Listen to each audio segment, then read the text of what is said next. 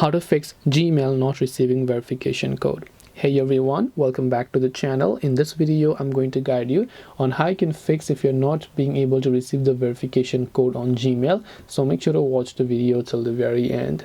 So if you want to be able to fix if you're not being able to go ahead and then basically receive verification code, first of all, the problem could be coming from the app that you're trying to send the verification code to, because sometimes you might have been trying to send the code from Facebook. In that case, the problem actually could be coming from Facebook itself and not from the Gmail application. So you might want to try to retry.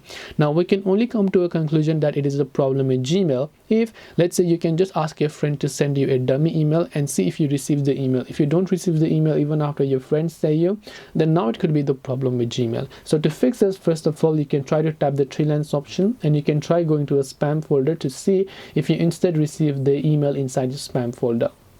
If it is not there in any of the folder, then in that case there is only one conclusion. That could be that your Google account storage is full. So Gmail, Google Contacts, Google Photos, they all run under your Google account storage, and which Google provides 15 gigabytes by default. If those 15 gigabytes are full, then you will not receive Gmail and you'll be unable to back up anything.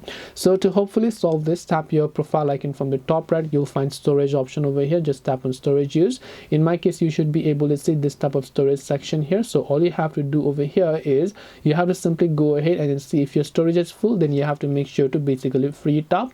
So you can tap on the clean up space option and then you'll be able to go ahead and then see and just clean any of the things, which could be photos, Google Drive files, or something like that.